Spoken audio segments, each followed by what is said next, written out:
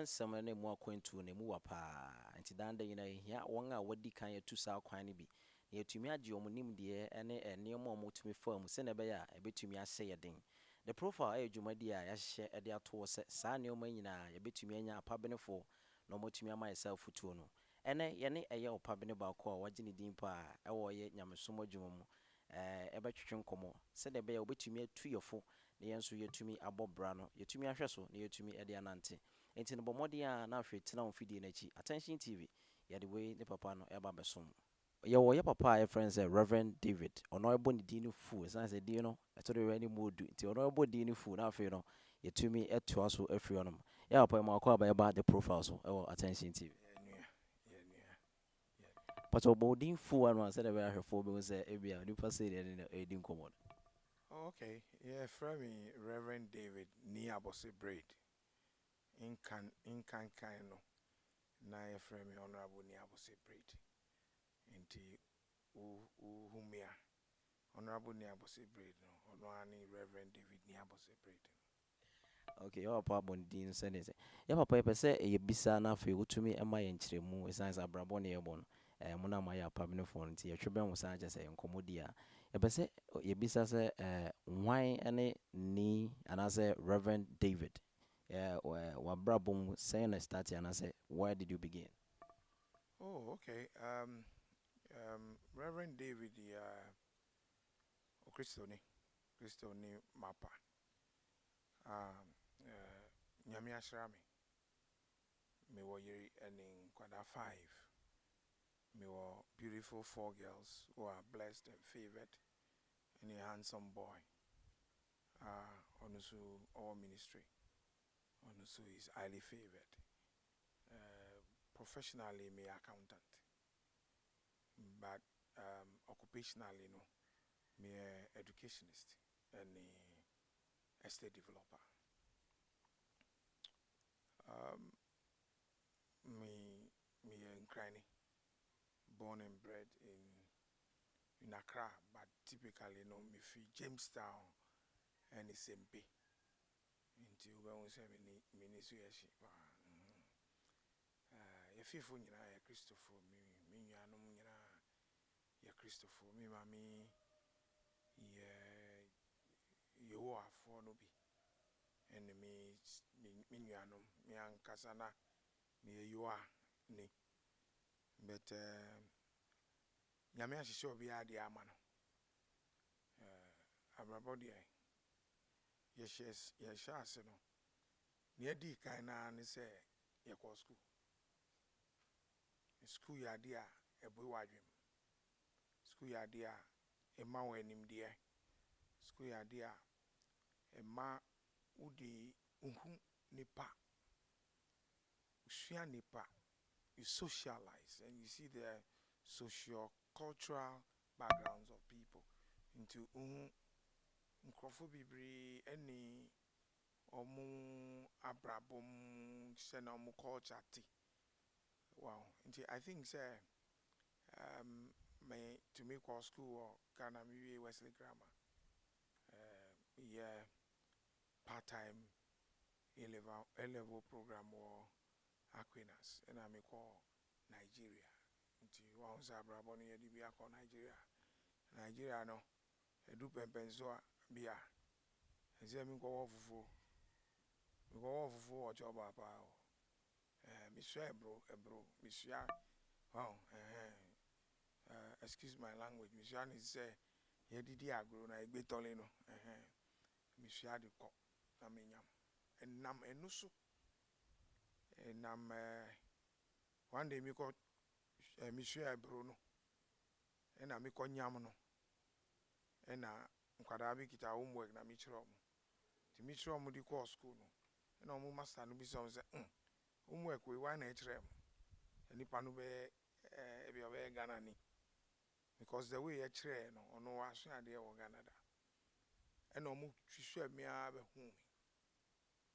A honor made in your school, you understand? That is how their life is. And I'm from school, no, we do pempens to be one say no. Me, but I mean, by Nigeria, say me for the aqua bruchino. Embasso. And I mean, me anuma and I'm a damn for more Ghana no.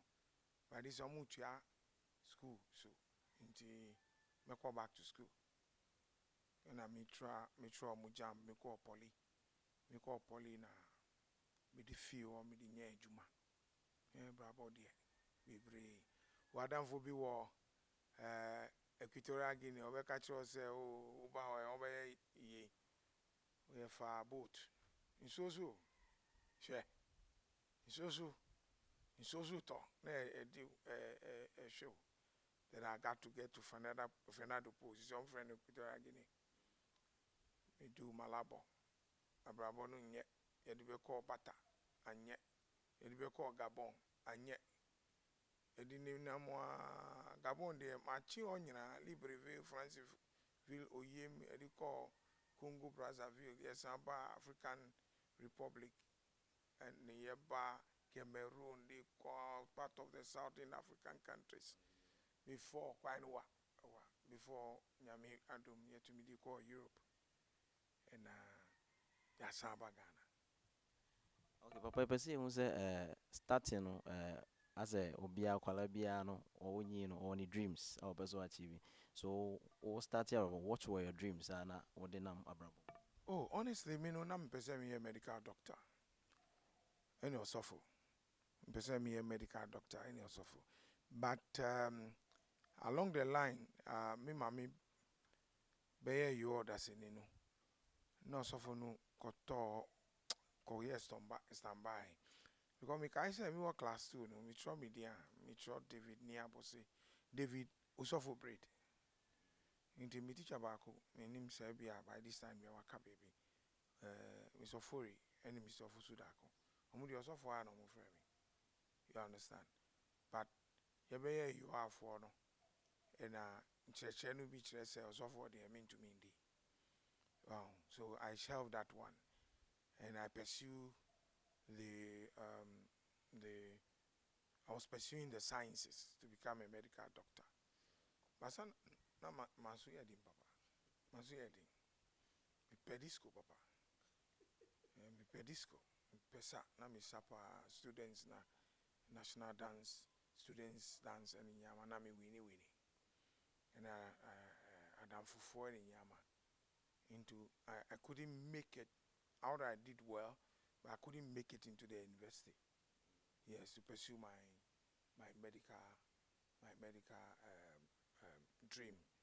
And me who doctors even up to now, it reminds me of my past, some stupid things I did. I so desire to be a medical doctor, but the ways of God are not the ways of men. And I thank God for how far I've been. So, me dey share you to know say, if you want to do something, just do that thing. Because Ecclesiastes said there's time for everything. That time I should have used it to pursue my books. I was in a discotheque. I was in a bar student too, but I couldn't make what I wanted to do. So if you have a planned programmer, you just focus on what you want and you're gonna get it. Throughout life journey, Uber diverted straight into one of the areas of friend politics. Why did you choose that aspect? Oh, okay. I am somebody. I love helping people. I love to serve people. So I get involved in people's life and transform them. Now me mommy school. I had to leave a mother school. So I came here in 1906 because me wo putai bi say die hide me hide da. So I shall say me move from me mommy ono and my probi ono. I decided to buy a land and build. So in 1996 I was here. And this place, there were only 5 buildings. But there were other buildings scattered. And now me running me mommy school. And son me feel. And me share the educational needs of the people here. I decided to start a school here. So I started a school. But I want to say politics, helping people and being a leader, that's always been part of me. So we want man probably revolution time, na yɛ tɔn pan na control price ɛne 92 politics.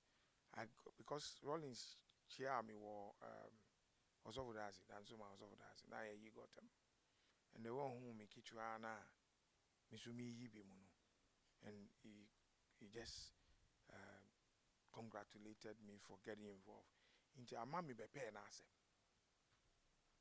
And so that enthusiasm no made me join the NDC in 1992 when me feel nyina MPP for me feel nyina your background from UP background, so me join NDC but not like active, you understand, like passive stuff. So me when I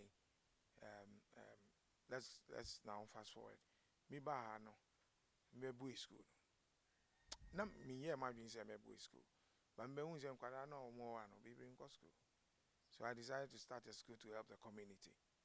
Wow, and then it was so terrible then because most of the kids that when I see them today I smile that I've done something, I've achieved something. School fees they couldn't even pay. Even uniform they cannot even sew it. So it was partially like supporting the community, and so when I got involved in that one, God's grace, the school started moving on. That was the Holy School, Young Souls International School. It started growing, and so I started giving scholarship to people. Even if you finish JHS, I will give you scholarship to go to secondary school and pay myself. And that is when I realized that financial problem is going to be financial support is going to be a problem. Nti sai jumadie no and I need a larger platform. In 2006 no, I decided to come out open to go to the assembly. Because I solicited funding or I had difficulties. And so me contest the election no. Me win here. That time assembly no here. A whole of this anyas auto. One assembly plus half of Widagbawe constituency was all one electoral year and I won. And so when I got to the assembly, I started helping people. 2 years on, I became the presiding member. And that even gave me a larger platform. I can say that I was able to push about if I could count 28 more children into getting scholarship to go to second cycle institution. And after that one too, I was able to lobby with some organizations to go to tertiary institutions and those going to nursing training. Most of my chief executives were nice people, so they were able to help them. So that brought me into politics. That brought me into mainstream politics. Yeah. So in the politics, you know, ebia fun is with the Nyaso 2 plus the Bawi constituency, you know. What achievements be and as we be kasi be aware, yeah, people will always remember you for what you did when we talk about politics? Oh, quite a lot. You see, quite a lot of things that I pushed as a presiding member as well. Refurbishment of some of the government schools. Wow. For example, Ukok Bawea, there's a project that I pushed there. It's a cluster of schools. Malam DA Islamic. Presence International School, covered BII. Then you come to Kwashibu area. I think that place is called Rasta. A lot scattered around schools and stuff like that, and then drainage systems and the rest. One say because I was a presiding member, I was able to lobby more. So quite a lot of things that I know was achieved under my tenure as an assembly member, not only in this Mala electoral era then, but if you go to SEC, some I even did with my own funding.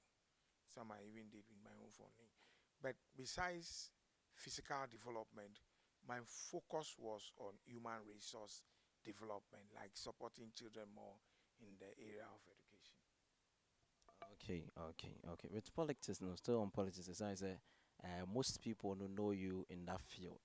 That is why I'm basing basically on politics. It's like say, we to maybe say, were there physical things in the politics no for who say most of the times no people around no look for roads and infrastructures where these things some achieve physically. So na be for point at says oh yeah honorable way and kaya way. Oh well, I remember say time me be a assembly member no. Now in front of the palace and the rest, there were covered problems and tarred road issues, and I think I did my best there. That's why I told you, Rasta Junction also covered. We did a lot of roads. I mean, scattered. We did a lot of road. We did a lot of culverts.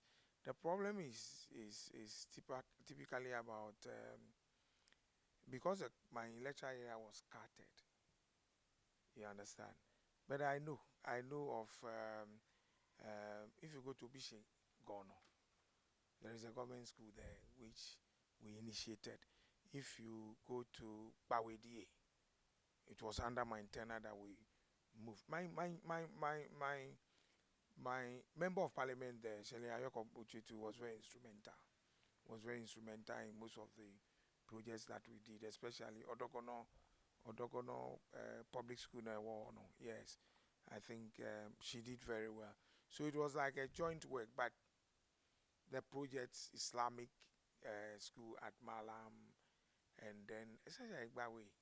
So we did even Ablekuma. At the point in time, we refurbished their GHS department, and I was instrumental in getting CP to build that GHS block, which is now been abandoned because of the new building. Then what you can, what I can come out boldly and talk about is that I single-handedly ensure that we have the Lafa police station with the Lafa Manye. And then come to, I don't know if you know Malam. Malam, that those days now, we have Bola, they have a Bola there. Yes, Malam at the back of Berima. It was under my time that we brought in Zoom Lion and stuff. Fill that place. And of course, it's a lorry park. Of course, it's a lorry park. And it's under my time that we did those things. I can mention Sotom, I can mention Yellow House, I can mention Yokama area. That is how large my constituency is. And Kwashibu and Santa Maria and stuff like that. But and so these are some of the projects that we did. Yes. Politics they say is a game. Most people say it's a game in terms of propaganda and what have you presenting your manifesto. People say it's just getting the minds of people. Your take on this? Oh well, you see, politics, you know, it depends on who intention will you call politics. So if you say politics is a game, then what you mean is that it's like achi me you call the akoyeska, because you play game to win and to achieve something. I'm so happy that I went into politics because I can count the achievements more on people's life than my life. Because I was blessed before entering into politics. And I can tell you, I didn't make anything reasonable, any financial gains being in politics. That's what people used to think. So it's game for those who want to make it game. But it is a gain for people who went into politics to ensure that people's life have been transformed. And people are better off courtesy my involvement in politics. So that is it. And people know who I am. And when it's white, I say it white. So I never had Sana Ekano in politics. I never had permanent friends and permanent enemies. So sometimes people applaud me from other parties for what I say. And sometimes people from my own party lash me for what I say. But I am a person who love to be frank and honest in all my dealings. So I didn't play that much game. I was very principled and forward-going person while in politics. So yɛne papa atwe nkɔmmɔ waka ne political career ho nsɛm awie yɛbɛtoa so na mmom yɛtwa ho aba sisi a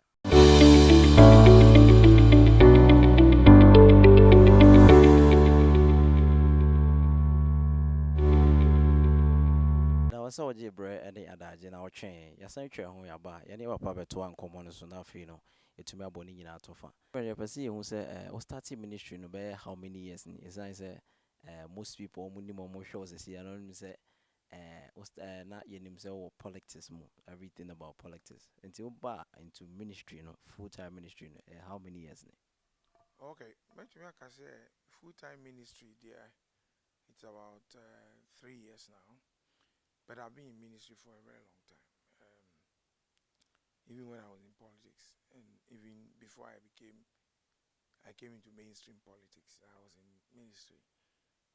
Initially, I was supporting ministries.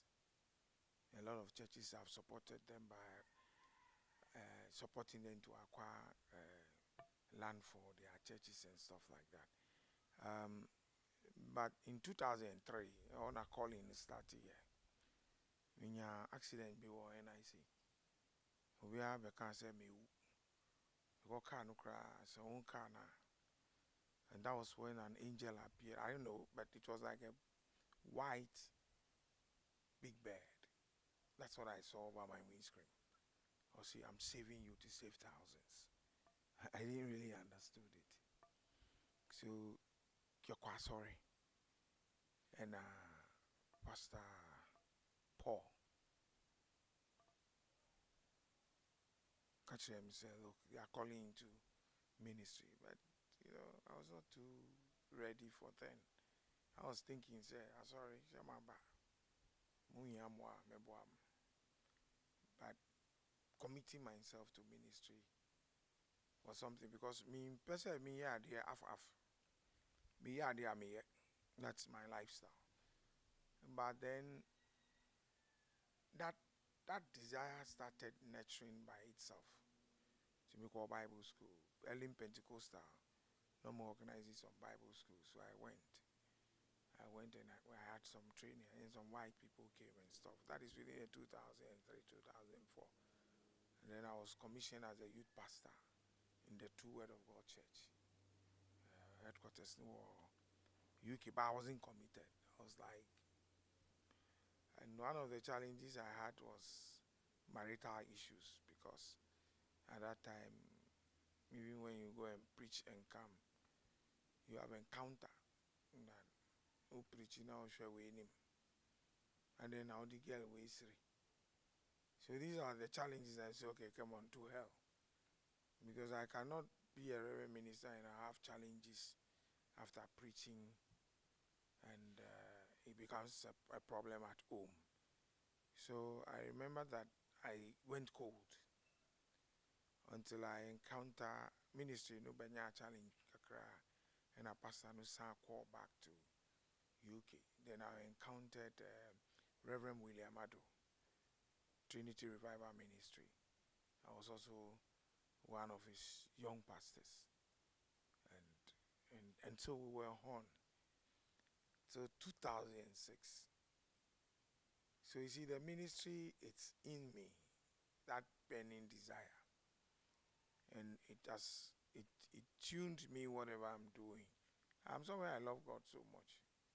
I love God so much. So, but then 2015, 2016 was a more challenging year, and that was when God said, if you don't want to take this ministry, I'll suppress you more, because things started going worse for me. But 2015, I went into mainstream parliamentary elections. Before now, me primaries, and assembly, primaries, assembly. But it was 2015 when I went into primaries, when I got the opportunity to really contest the primaries at Anyasa Usoto. And that was when I looked up to God, because that was when I saw the face of politics. and the concept of people into mainstream politics. Because while I was doing the primaries, this one will come, I know a malam. I know this, I know that. There were the ladies factor as well. You understand? And there was these ones who so believe in certain superstitious belief. But here I am. I was a strong Anglican, and people like Reverend Father Mate and Reverend Father Dade built my spiritual consciousness. And I was active in prayer meetings and the rest. And honestly, my desire was that one day I'll become an Anglican priest. You understand?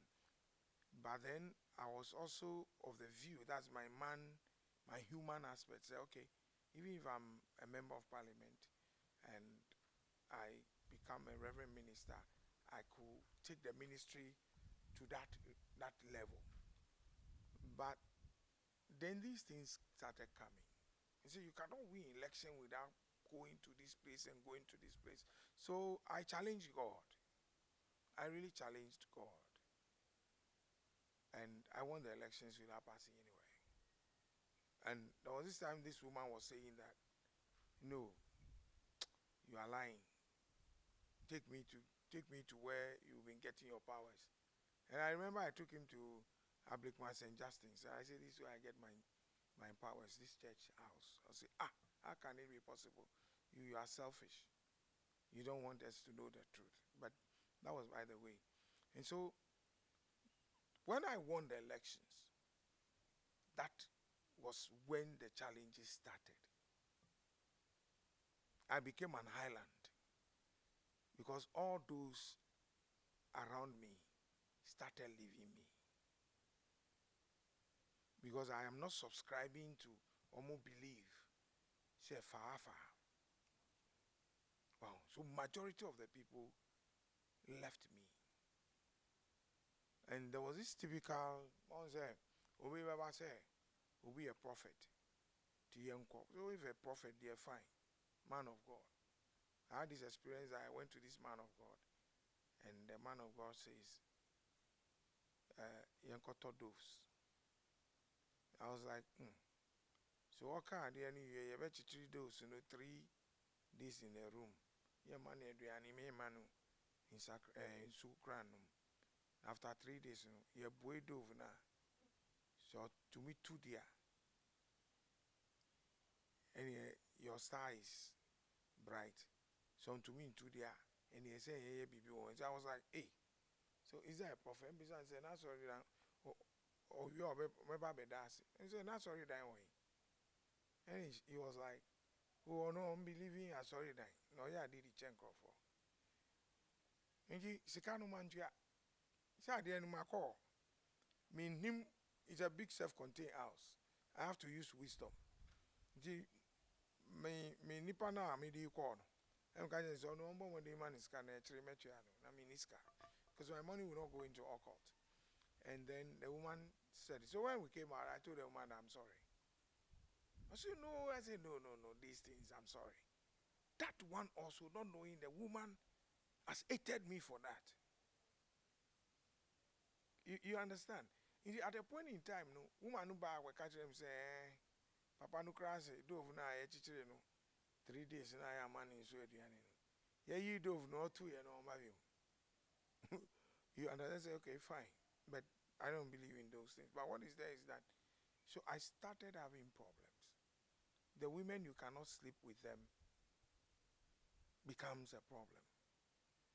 The big people who call you that pass here, becomes a problem.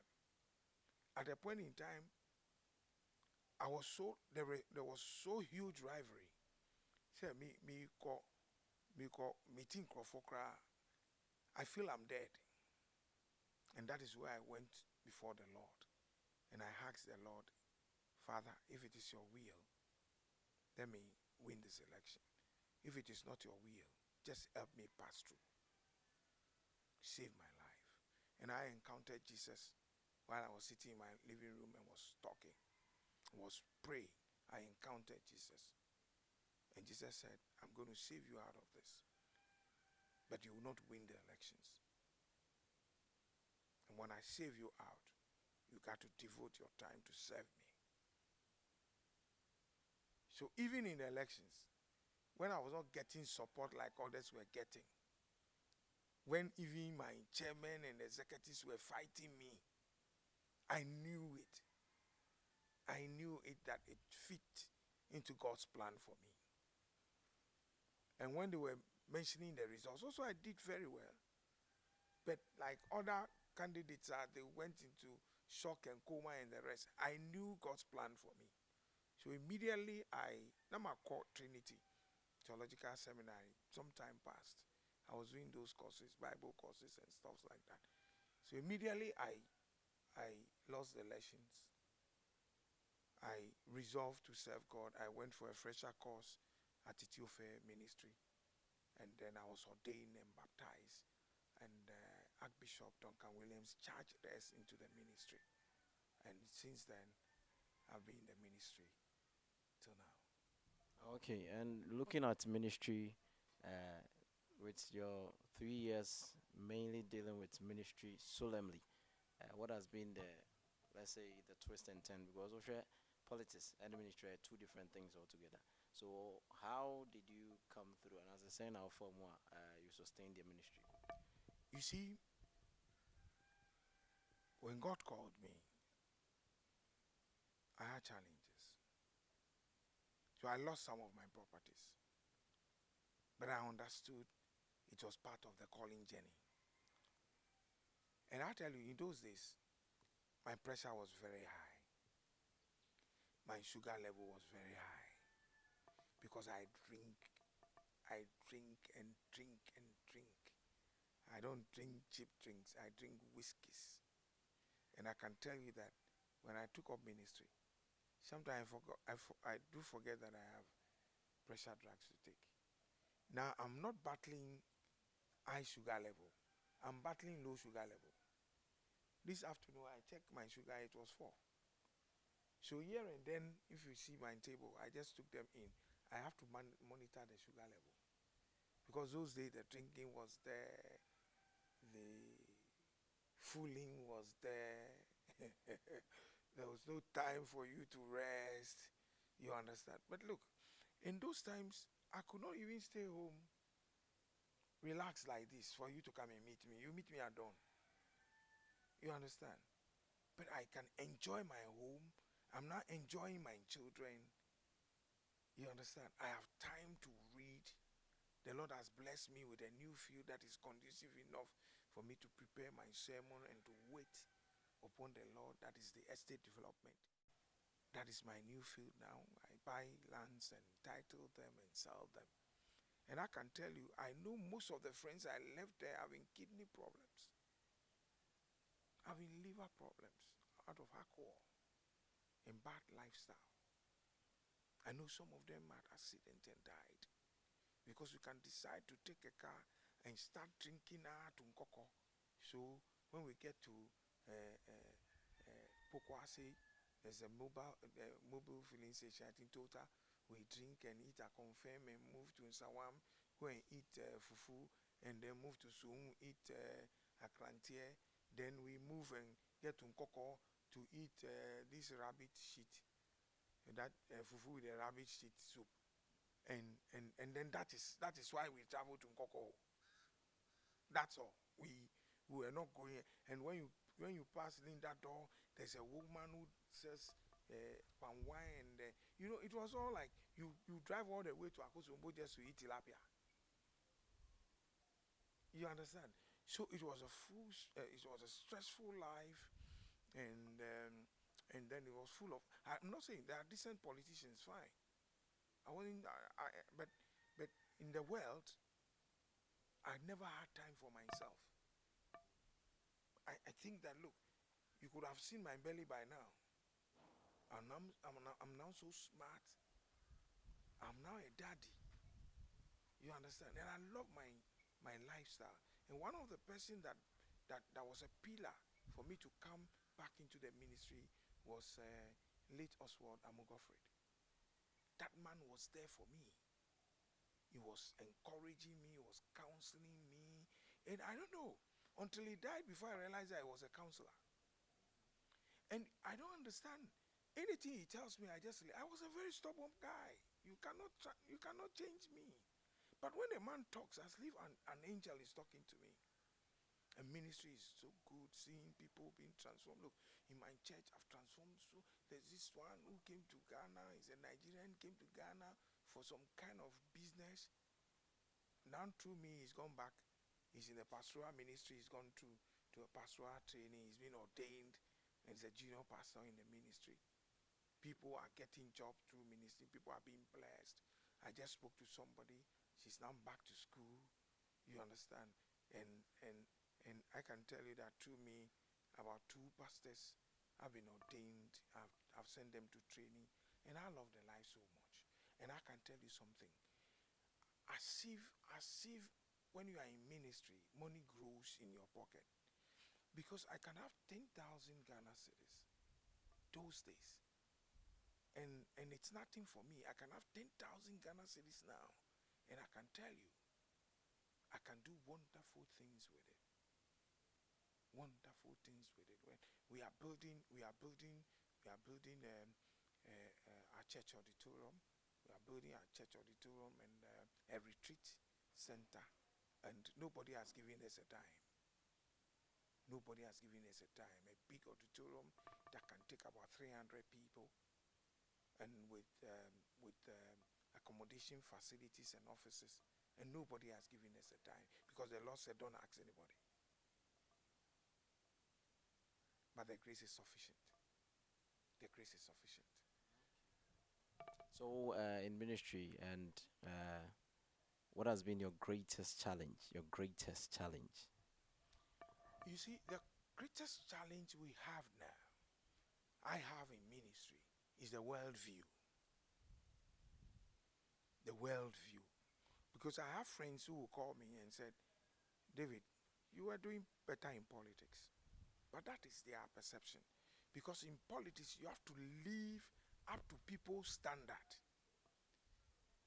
So even when you are going to buy a shoe, you have to buy a shoe from H&M. You understand? You have to buy a shoe from certain shops, certain designers' shoe, certain designers' suit. You understand? You live up to people's standards, said that the people don't know that you have internal bleeding, that you are suffering in you. In politics, everybody sees you and you have to give them money. I can tell you. Look, I pity most of the politicians you see, because everybody comes to them for money. Sometimes they pay people's fees when they have not paid their gift fees. Yes. Yes. This house was not looking like this. But look at how the house has been transformed. I couldn't have done that. Because you would have seen people line up here. But the greatest challenge is people calling you and telling you that you could do better in politics than in ministry. Why? Is it because you are failing in politics that you want to pass the quick way of getting money? And so you are opening church. Because people think that church is not a commercial business. And so I encountered lots of these issues. But you don't know that when you even open ministries, like you've opened a second family. Because God blesses me to bless people. Sometimes you pay people's fees, but it's not like politics when somebody will come and tell you that if my wife hears that I've impregnated another woman, it's going to be a problem. I need money for abortion. Yes, it comes up. I need money. I'm going to marry another woman. And you have to use psychology to try and tell them, and then you make a lot of enemies. You understand? So that is the worldview. The worldview now is that church is business. And so somebody can call you after Sunday and say that, "Oh, can I have 200 Ghana cedis?" And you say, how can I get you? You say, "But you just close church." And I don't even look at money, because I don't even know how much the church has. Because I think the Lord is blessing me. I don't even want to know. What is there? Sometimes people come to me, I say, okay, go and see Pastor Eben and Sister Jane and Joanne and see what the church can do. If the church cannot have, I support. You understand? So that is the worldview. That when you are a reverend minister, you are a con man. You are into ministry to make money. But if it's about money making, I'm not even venture into ministry. So that is the greatest challenge. The second challenge, it's about people's attitude to serving God. People's attitude to serving God. Some of the members I know here, that they are there because this man is honorable. So at least once it's honorable, I can get my issue solved. But I am happy that they came to me because I'm honorable. And I'm using that one to transform them. But some don't want to change. You understand? Another major challenge we have in the ministry is that everybody wants instantaneous transformation. So he comes to ministry because he's having problems, and then he wants pastor to lay hands on him so that quickly he can get money to rent a house, she can get a husband, he can get a wife. Some people go that far to say, Pastor, pray for me for somebody to dash me Uber. You understand? It is not a bad prayer. But my type of religion, my type of being in ministry is to teach people the word. Because the word is the only thing that can transform your life. So these are the challenges I have. The worldview, people's attitude towards God, and people's mentality towards coming to church. So apart from ministry, do you have any other thing you venture into, whether business or any other sphere that you venture to?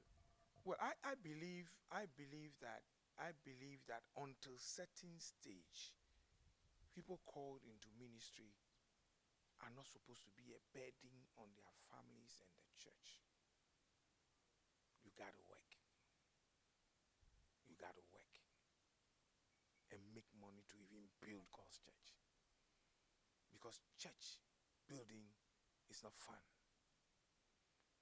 So when I see people build, one of my biggest mentor in ministry in Ghana now is Bishop Yale, Bridge Ministries. You understand? When I see them build auditoriums, look, even when I see you build 12 by 12, build with your own money, auditorium, I respect you because it's not easy. So you got to work. Then you don't burden. That's what the Apostle Paul said. So you don't burden the church. And when you don't work, that is where you sometimes apply certain things to make money, to extort money from members. You understand? To extort money from members.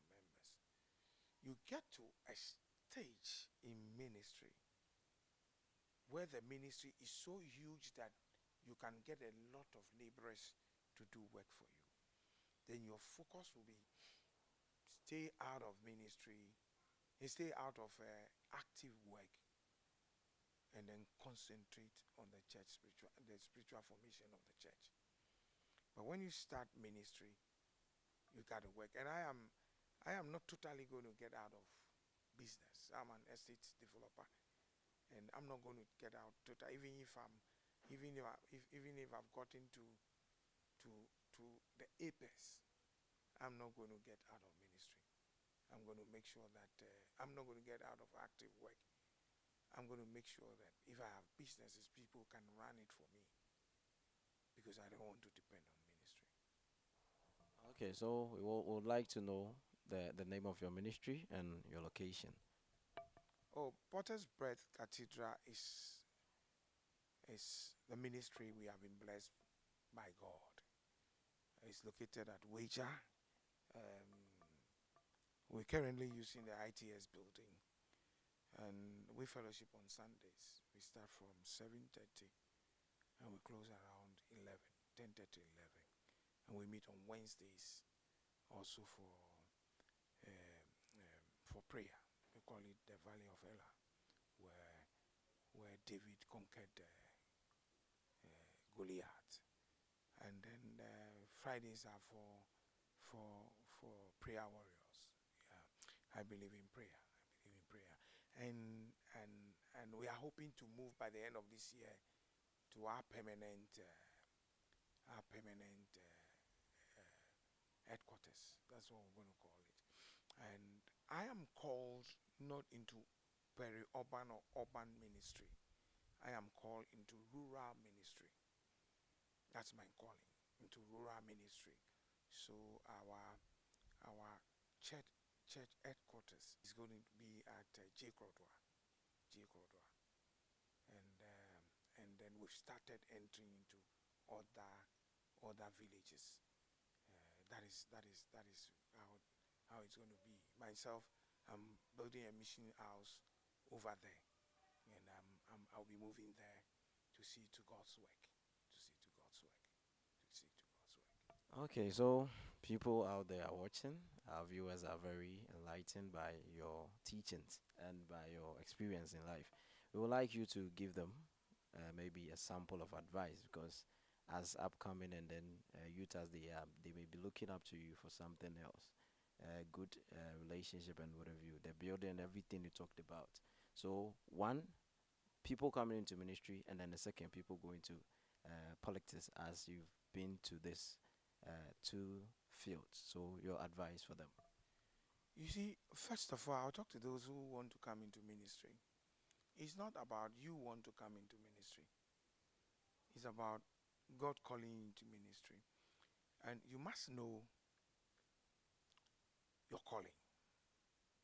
Because there are many people who are called into ministry to become ministers who sing worship and praise songs. Some are there in ministry to serve in various departments, like usher, like accounts department, like stuff. We have a lot of offices. Then some are also called as evangelists and pastors and prophets and stuffs like that. So you must know which office you are called into. But it's not about I feel that I'm a prophet. Because I didn't just become a reverend minister. It started gradually from helping churches. I was serving ministers. I was even ironing. I was not a pro. I had myself, I had my school and all those things. But I even ironed. Their wives sent me. You understand? And I humbled myself until gradually I was called. I am a pastor and a teacher. I cannot be a prophet. I cannot be an evangelist.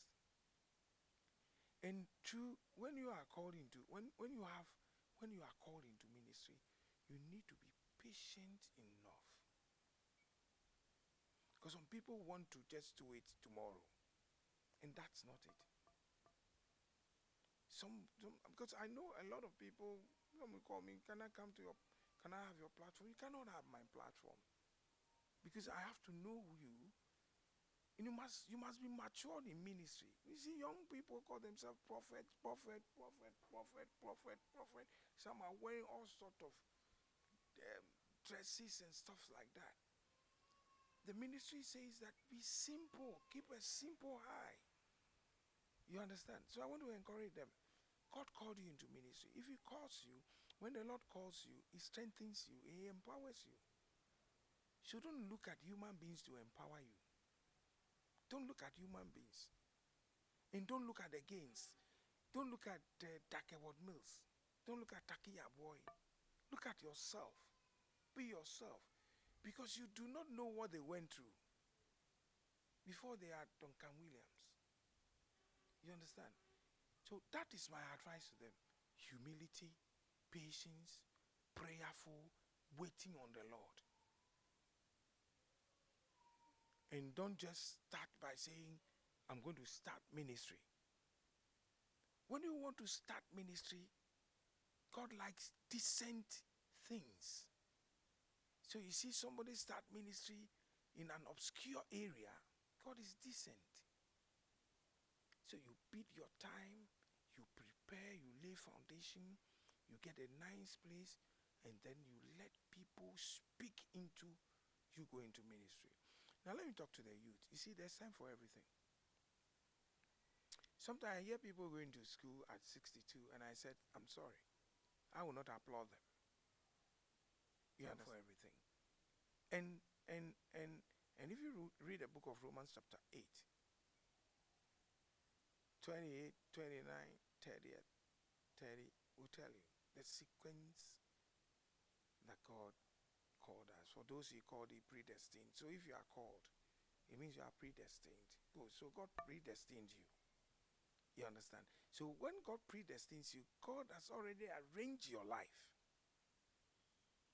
You understand? So you need to go to class 1 at a certain stage. You need to go to class 6 at a certain stage. You need to go to JHS at a certain stage. You need to go to secondary school at a certain stage. You need to go to the university at a certain stage. That is how your life has been programmed. And so if you want to follow how that predestination of your life is, you need to soak yourself in God and then follow steps. Don't waste that precious time to do something else. Then it means that you are diverting your course. So like I wanted to be a reverend minister and a medical person. When I realized I was losing it, I went into read accounting. You understand? But then I am advising them. You are a young girl. There are more time you're going to marry and enjoy that thing you want to enjoy now. It's going to be there for you for a long time.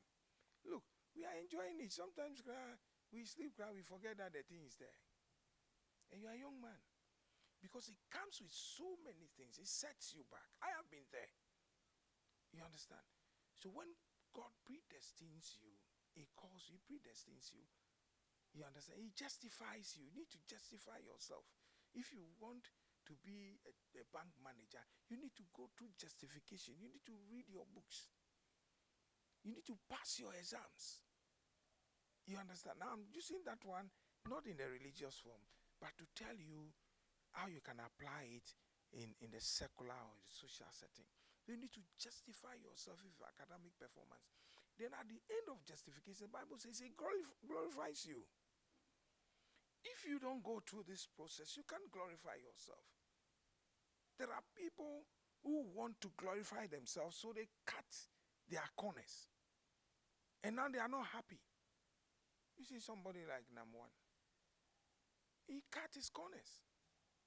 All these Sakawa guys and the rest. Some have ended up in jail.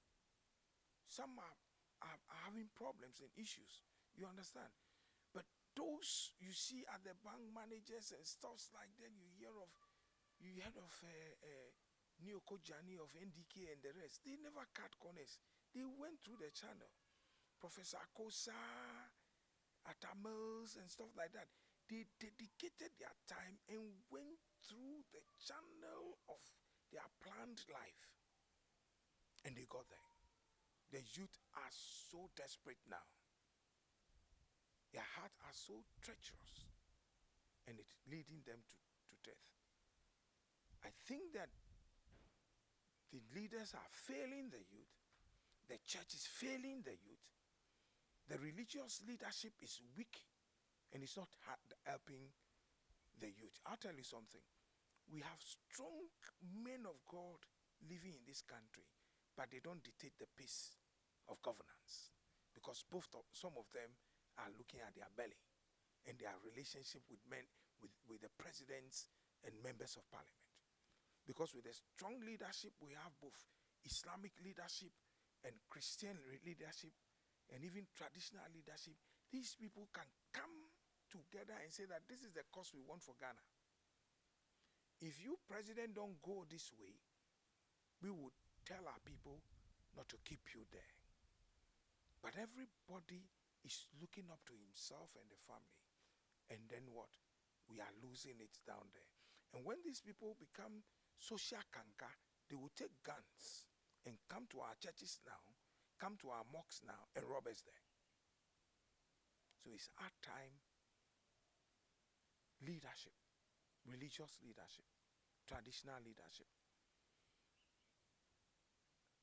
wake up to realize that there is job to do, and we got to do it if we want to change the country. Okay, thank you, sir. I for you, that was some Jebre and the other day. You are Pakasa, or training sim. Well, your story no boy, a same crying, or some crying. So, open so start to be beer, a yabotre. For processing, no one sampa. At the end of the day, no, you'll be glorified. Just say, I'm a show no yam. And Tiana Denny and ne, and come on, you train we see. She am that's a ne, and it off from your pabino for, because so a boncomo, no what to be any munim dear. But that's all Jebre and the Jeshem. We didn't add Franco Asante.